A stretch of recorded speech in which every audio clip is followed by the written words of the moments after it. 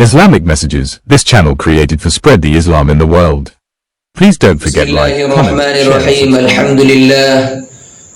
Wassalatu wassalamu ala rasulillah wa ala alihi wa sahbihi wa man wala. قال الله تعالى في القرآن المجيد والفرقان الحميد أعوذ بالله من الشيطان الرجيم بسم الله الرحمن الرحيم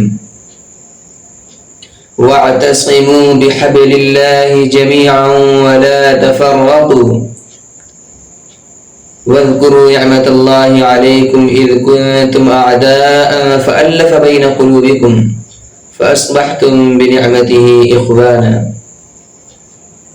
وكنتم على شفا حفرة من النار فأنقذكم منها كذلك يبين الله لكم آياته لعلكم تهتدون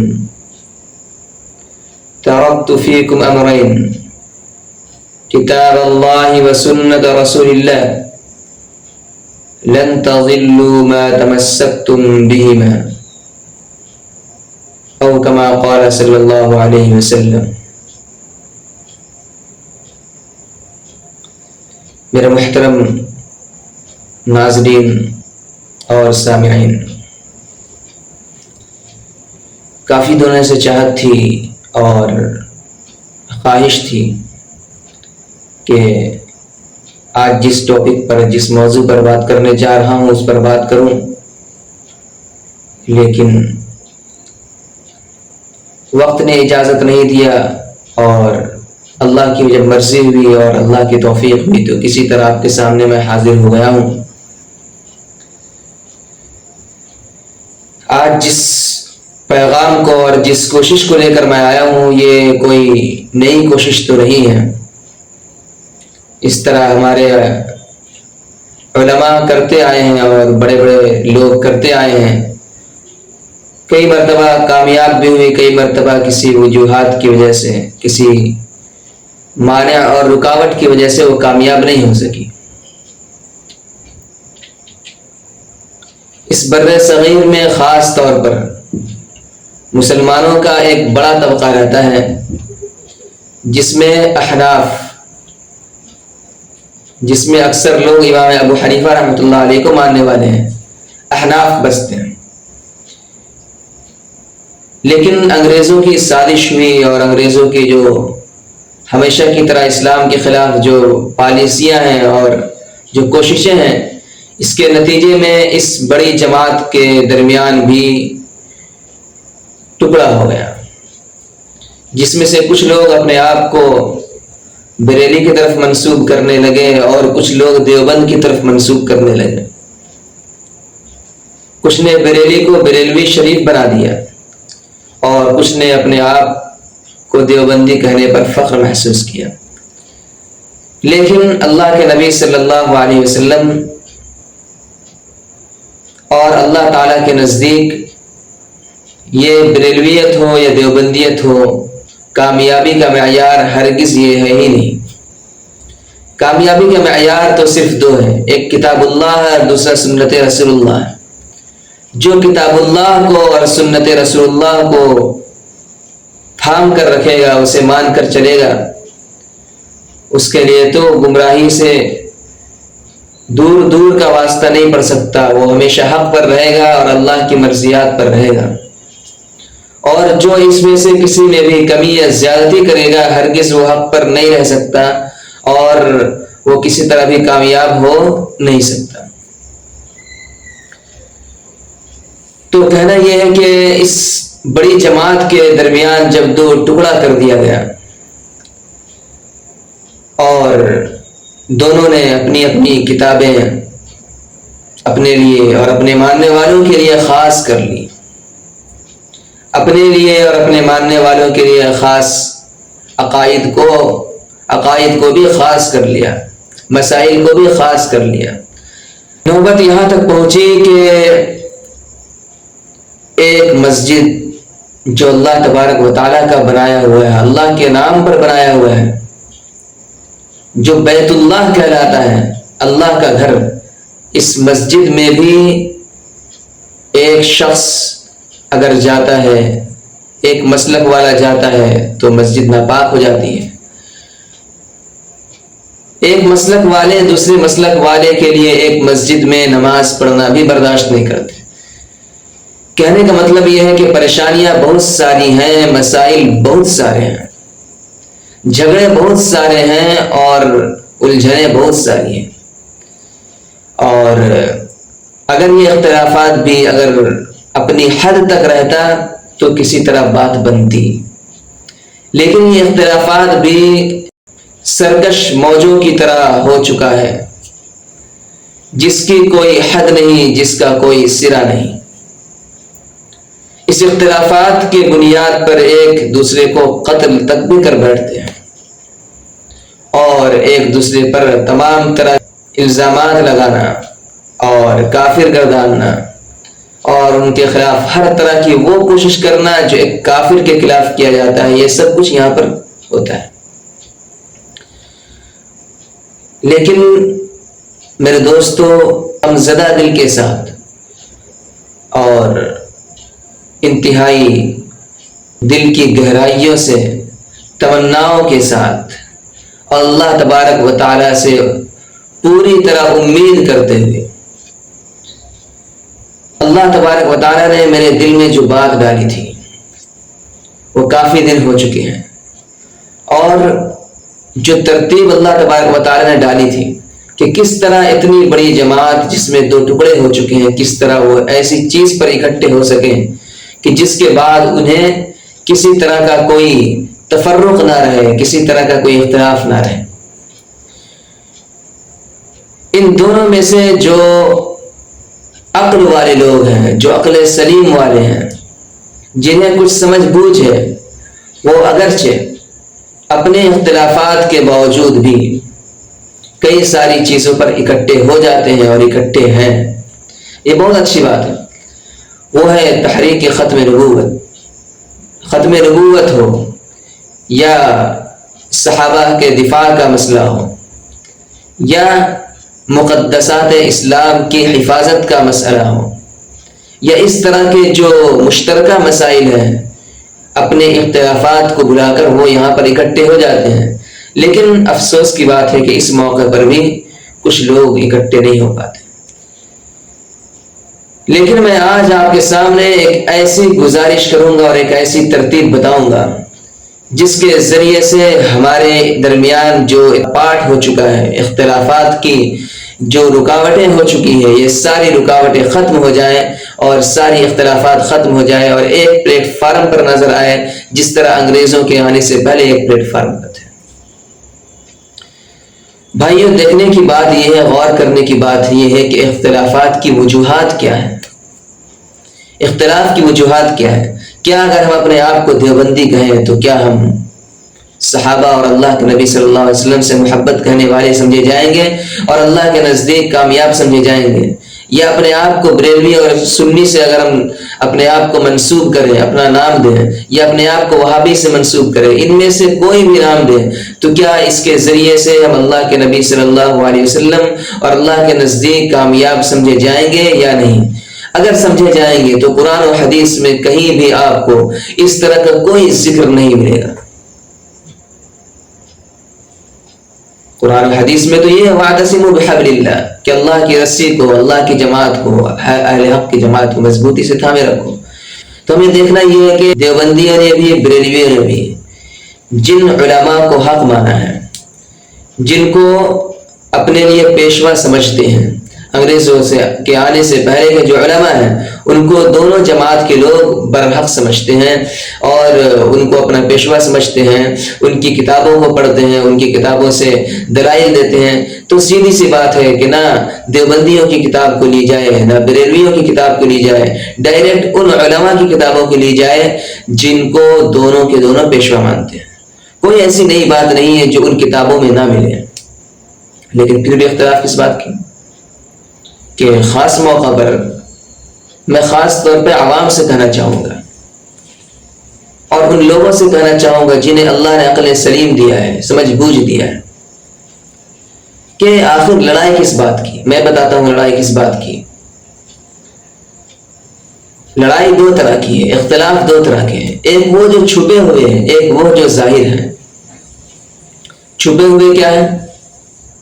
چھپے ہوئے یہ ہیں کہ دیوبندیوں کی طرف سے بریلویوں پر یہ الزام ہے کہ ان کی کتابوں میں کفر ہے، شرک ہے، گستاخیاں ہیں، یہ ہے وہ ہے۔ بریلویوں کی طرف سے بھی یہی الزام علماء دیوبند کی کتابوں پر ہے۔ رہنے دیجیے ان کتابوں کو، کیا گستاخیاں ہے، کیا ہے کیا نہیں ہے، سیدھی سی بات ہے، اختلاف کو دور کرنے کا سیدھا سا ذریعہ ہے، رہنے دیجیے۔ یہ کتابیں نہیں پڑھی جاتی ہیں، یہ کتابیں نہیں پڑھتے ہیں، نہ دیوبندی عوام پڑھتے ہیں، نہ بریلوی عوام پڑھتے ہیں۔ ان کتابوں کو رہنے دیا جائے۔ جب یہ کتابیں پڑھتے ہی نہیں ہیں تو کہاں سے ان کے اندر شرک آیا، کہاں سے ان کے اندر توحید آئی، کہاں سے ان کے اندر گستاخیاں آئی؟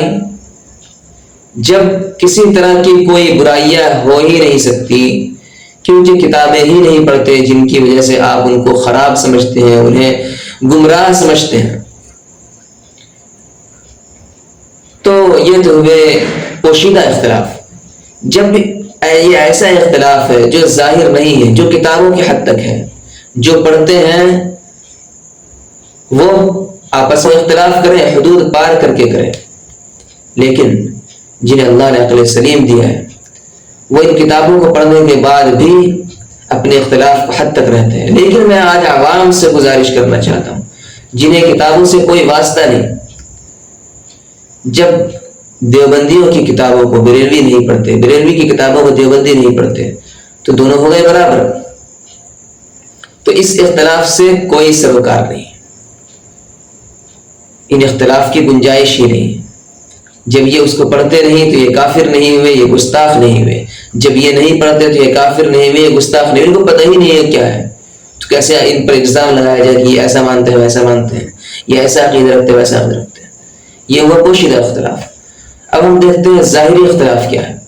ظاہری اختلاف دیوبندی علماء کو بریلوی علماء سے 4 عقائد میں ہے۔ نمبر 1 عقیدہ نور و بشر، کہ آپ صلی اللہ علیہ وسلم بریلوی علماء کے نزدیک نور سے پیدا کیے گئے ہیں، پہلا عقیدہ۔ دوسرا عقیدہ عقیدہ مختار کل، کہ آپ صلی اللہ علیہ وسلم کو سارا اختیار ہے، ہر چیز کا اختیار ہے، کسی کو اولاد دینے کا، کسی کا بگڑی بنانے کا، کسی کی پریشانی دور کرنے کا، یہ سارا اختیار ہے۔ تیسرا اختلاف عقیدہ حاضر و ناظر، کہ آپ صلی اللہ علیہ وسلم ہر جگہ حاضر بھی ہے، ہر ایک کو دیکھتے بھی ہے، ہر چیز کو دیکھتے ہیں۔ چوتھا اختلاف ہے عقیدہ علم غیب، کہ آپ صلی اللہ علیہ وسلم غیب کی چیزوں کو جانتے ہیں۔ یہ ہوئے 4 عقائد جس میں علماء دیوبند اور علماء بریلویوں کا اختلاف ہے۔ میں ان 4 عقائد کو اپنے ناظرین اور سامعین کے سارے ادب اور لحاظ کو مد نظر رکھتے ہوئے یہ کہنا چاہوں گا کہ قرآن اور حدیث میں تو دلائل بھرے پڑے ہیں، صرف عقل سے اور سوچ سے اور اپنے مائنڈ کو ذرا سے لگا کر کے آپ یہ سمجھ سکتے ہیں کہ اس اختلاف کی کیا حقیقت ہے، اس کو کہاں تک اس پر اصرار کرنا چاہیے، ضد کرنا چاہیے، اور کہاں تک اسلام کی دوسرے بڑے بڑے مسائل کو مد نظر رکھتے ہوئے ان پر محنت کرنی چاہیے، اور ان اختلاف کو کس طرح آسانی سے حل کرنا چاہیے اگر اللہ نے عقل سلیم دیا ہے تو۔ عقیدہ نور و بشر، اللہ کے نبی صلی اللہ علیہ وسلم نور سے بنائے گئے ہیں۔ قرآن پاک میں اللہ کے نبی صلی اللہ علیہ وسلم کو کہیں پر نور کہا گیا ہے تو بریلوی علماء نے کہا کہ نور سے بنائے گئے ہیں، نور ہے، حقیقت میں نور ہے۔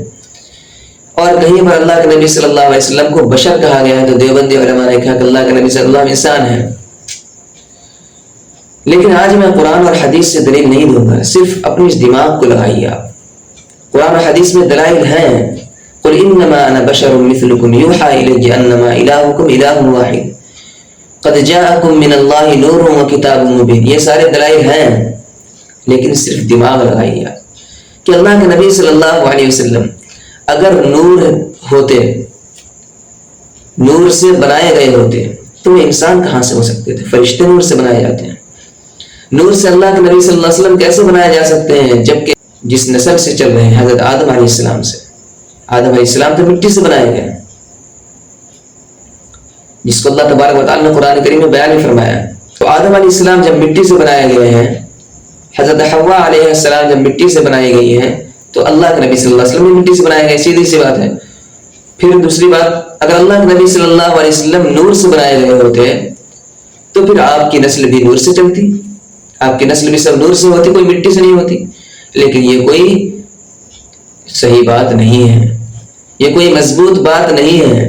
اللہ کے نبی صلی اللہ علیہ وسلم نور ہیں، ہدایت کے نور ہیں، راستہ دکھانے کے نور ہیں، اندھیروں میں نور ہے، حکمت کے نور ہے، ان سب کے نور ہیں. لیکن اللہ کے نبی صلی اللہ علیہ وسلم انسان تھے. کیوں؟ کیونکہ آپ کو انسانوں میں بھیجا گیا ہے. اسی وجہ سے تو کفار مکہ پر تعجب کرتے تھے کہ آپ تو ہم جیسے انسان ہیں، ہم کیسے آپ کو مان لیں. ان کو بھی لگتا تھا کہ نبی کوئی عجیب سی شخصیت ہوگی، لیکن اللہ نے انسانوں کو ہدایت دینا تھا، تو اس لیے انسان کو ہی نبی بنایا. تو یہ ہو گیا نور و بشر والی بات. تو اس میں سیدھی سی بات ہے کہ اللہ کے نبی صلی اللہ علیہ وسلم انسان ہے، نور نہیں ہے. یعنی نور ہے ہدایت کے حساب سے، ہدایت کے لیے نور ہے، گمراہی سے بچنے میں نور ہے. لیکن آپ کی حقیقت اور آپ جس چیز سے بنائے گئے وہ ہے مٹی. اور اللہ تعالیٰ کے بعد سب سے بڑی شخصیت، سب سے بڑے مرتبے اللہ کے نبی صلی اللہ علیہ وسلم ہیں، اس کا کوئی انکار نہیں کر سکتا. لیکن آپ مٹی سے بنائے گئے. دوسرا عقیدہ ہے اللہ کے نبی صلی اللہ علیہ وسلم کو سارا اختیار دیا گیا ہے، مختار کل. کیا ضرورت ہے اس کو ماننے کی؟ میرے بھائیو ذرا سوچیے، آپ کیا ضرورت ہے اس کو ماننے کی؟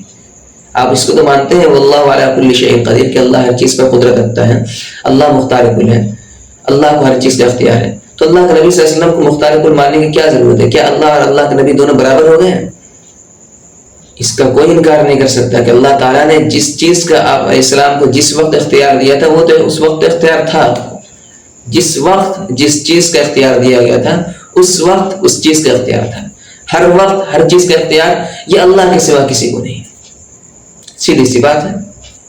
چاہے آپ یہ مانیں کہ اللہ کے دینے سے اختیار ہوا ہے، چاہے یہ مانیں کہ خود بخود اختیار ملا ہے. خود بخود اختیار ملا ہے مانیں گے تو ڈائریکٹ کافر بن جائیں گے آپ، کیونکہ آپ نے اللہ کے ساتھ شریک کر دیا. اور اگر آپ یہ مانیں کہ اللہ کے دینے سے اختیار ملا ہے تو یہ ایک گمراہی ہوگی. کیا ضرورت ہے اس کو ماننے کی؟ یہ مانیے کہ اللہ نے جو اختیار دیا وہ ملا، جو نہیں دیا وہ نہیں ملا. سارا اختیار دیا ہے نہیں دیا، اسے کیا بحث کرنے کی ضرورت ہے. تیسرا عقیدہ حاضر و ناظر. اللہ کے نبی صلی اللہ علیہ وسلم ہر جگہ موجود ہے، ہر جگہ دیکھتے ہیں. یہ بھی بہت کمزور سی بات ہے میرے بھائیوں، بہت گمراہی کی بات ہے. اللہ کے نبی صلی اللہ علیہ وسلم ہر جگہ نہیں ہو سکتے. اگر ہر جگہ ہوتے اور ہر چیز کو دیکھتے تو آپ کو اتنی پریشانیاں کیوں آتی؟ آپ کو اللہ کے نبی صلی اللہ علیہ وسلم کو اتنی پریشانیاں کیوں آتی؟ ہر چیز کو دیکھ لیتے، ہر چیز کو سمجھ لیتے ہیں. اللہ کے نبی صلی اللہ علیہ وسلم کے صحابی حضرت عثمان غنی رضی اللہ عنہ بہت چہتے صحابی، آپ کو خبر ملی کہ مکہ میں کافروں نے ان کو شہید کر دیا ہے، تو آپ علیہ السلام نے درخت کے نیچے سارے صحابہ سے موت پر بیعت کروائی. اتنے چہتے صحابی. حالانکہ بعد میں خبر ملی کہ نہیں، ایسی بات نہیں تھی. تو کتنی پریشانی میں اللہ کے نبی صلی اللہ علیہ وسلم. ایسے ہی اگر آپ کو پتہ، اگر آپ کو غیب کا علم ہوتا، اگر آپ ہر جگہ حاضر ہوتے، ہر جگہ دیکھتے ہوتے، تو پھر یہ پریشانی نہیں آتی، ڈائریکٹ سمجھ لیتے کہ عثمان رضی اللہ عنہ شہید نہیں کیے گئے ہیں. ایسے ہی حضرت عائشہ رضی اللہ عنہ پر منافقوں نے تہمت لگائی. مہینوں تک اللہ کے نبی صلی اللہ علیہ وسلم پریشان رہے، بہت زیادہ پریشان رہے، روتے رہے، دعا کرتے رہے، جب تک آیت نازل نہیں ہوئی تب تک کہ چین نہیں آیا. اتنی پریشانی کیا ضرورت تھی؟ اگر آپ ہر جگہ ہوتے، ہر چیز کو دیکھتے تو سیدھی سی بات ہے، آپ کو سمجھ میں آ جاتا ہے. اسی طرح علم غیب کہ اللہ کے نبی صلی اللہ علیہ وسلم ہر چیز کو جانتے ہیں، اس میں بھی یہی بات ہے کہ اگر ہر چیز کو جانتے تو اللہ کے نبی صلی اللہ علیہ وسلم کو کیوں پریشانی ہوتی؟ عائشہ رضی اللہ عنہ کے معاملے میں ہو یا عثمان رضی اللہ عنہ کے معاملے میں ہو. قرآن و حدیث میں اس پر دلائل ہیں، لیکن میں وہ پیش نہیں کر رہا ہوں. صرف چھوٹی چھوٹی دلیل جو کوئی بھی شخص مان سکتا ہے، سمجھ سکتا ہے، وہ پیش کر رہا ہوں. چاہے آپ یہ مانیں علم غیب کہ اللہ کے نبی صلی اللہ علیہ وسلم کو اللہ نے جو تمام چیزوں کا، چاہے اولین اور آخرین کا، یعنی اللہ کے نبی صلی اللہ علیہ وسلم سے جو پہلے کا زمانہ ہے، جو بعد کا قیامت تک کا زمانہ ہے، ساری چیزوں کو بتا دیا ہے. کیا ضرورت ہے کہنے کی میرے بھائیوں؟ سوچئے ذرا. اگر یہ کہہ دیں اللہ تعالیٰ نے جو چیز اللہ کے نبی صلی اللہ علیہ وسلم کو سکھایا ہے وہ چیز جانتے ہیں، جو چیز نہیں سکھایا نہیں جانتے، کیا پریشانی ہے اس میں؟ لیکن ایک نئی چیز، ایک ایسی بات جس کی وجہ سے ایمان خطرے میں پڑ جائے، گمراہی کا دروازہ کھل جائے اور اس کی ضرورت بھی نہ ہو، اس لیے ایسی بات کہنے کی ضرورت نہیں ہے۔ تو چاہے نور و بشر ہو، چاہے مختار کل ہو، عقیدہ مختار کل ہو، چاہے عقیدہ علم غیب ہو، چاہے عقیدہ حاضر و ناظر ہو، ان سب میں اگر دماغ سے سوچیں اور سمجھیں تو آپ ایک نتیجہ پر پہنچیں گے جو ایک صحیح نتیجہ ہوگا، ایک صحیح فکر ہوگی۔ کیونکہ ایک چیز کو عقیدہ بنانا یہ تو آپ کے لیے باعث گمراہی بن سکتا ہے، نقصان کا باعث بن سکتا ہے، لیکن اگر اس عقیدہ کو رکھے ہی نہ، اس عقیدہ کو رکھنے کی ضرورت ہی نہیں، اسے رکھے ہی نہ تو کیا پریشانی؟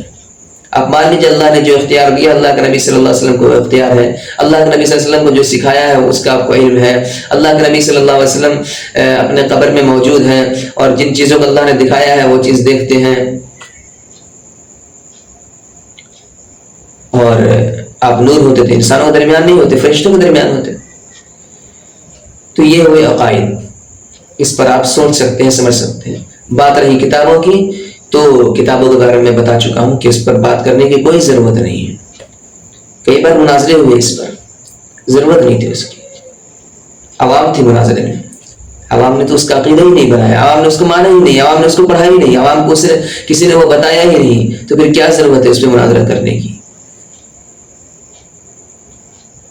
اور تو کتابوں کے اختلافات ختم ہو گئے، عقائد کے اختلاف آپ اگر سوچے سمجھیں تو آپ کو سمجھ میں آ سکتا ہے، اور اگر آپ کو اختلاف ہو بھی تو اس کو اپنے حد تک رکھیے، اس کو اپنے حد تک رکھیے، اس کو آگے نہ بڑھنے دیجیے، جس سے آپ اتنے آگے تک بڑھا دیں کہ آپ اس عقیدہ کے اس دو تین اختلاف کی وجہ سے آپ اپنے اسلام سے آگے بڑھ جائیں، آپ دوسروں کو کفر اور کافروں کے صفوں میں کھڑا کر دیں۔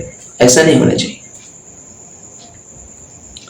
تیسرا اختلاف جو ظاہر میں نظر آتے ہیں، بہت سارے بدعات اور رسومات، چاہے بریلویوں میں ہو چاہے دیوبندیوں میں ہو، بات اس پر ہونی چاہیے، تردید اس کی ہونی چاہیے، اور روکنا ان چیزوں سے چاہیے، اور ان چیزوں پر دلیل دینی چاہیے، اور ان چیزوں کی فکر کرنی چاہیے کہ جن چیزوں کو ہمارے مسلمانوں نے دین سمجھ کر کیا ہے، اگر وہ دین نہیں ہے تو کوئی ضرورت نہیں اس کو کرنے کی۔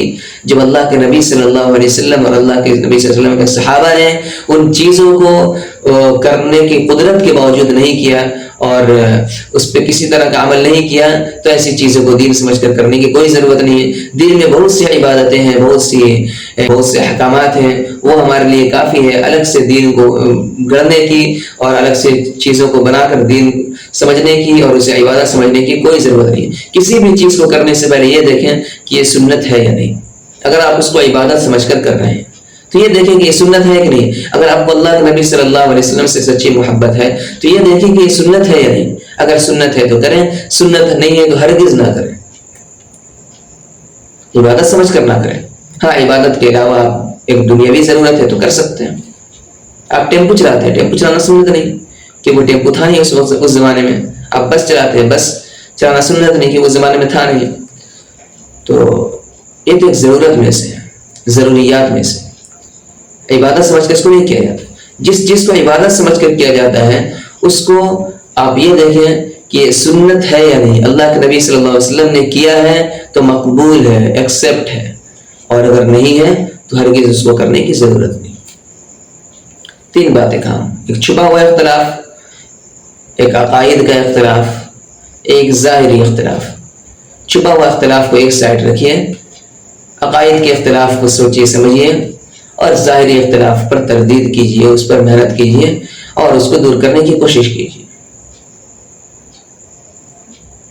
میں سمجھتا ہوں کہ میری ان باتوں کے بعد جن لوگوں کو اللہ نے دل دیا ہے، عقل سلیم دیا ہے، وہ ضرور اس پر عمل کریں گے اور اپنے لیے ایک ایسا راستہ بنائیں گے جو ان کے اس طرح کے نعروں سے اور اس طرح کے ناموں سے ہٹ کر صرف اللہ کے نبی صلی اللہ علیہ وسلم کی سنت پر اور اللہ کے حکم پر گامزن ہوگی۔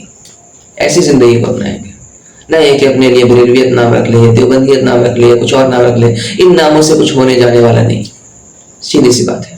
کتابیں پڑھنی ہے پڑھیے، ان علماء کی پڑھیے جو بریلویت اور دیوبندیت کی وجود سے پہلے کے علماء ہیں، پڑھیے ان کو، ان کی کتابوں کو پڑھیے، سارے مسائل وہاں مل جائیں گے۔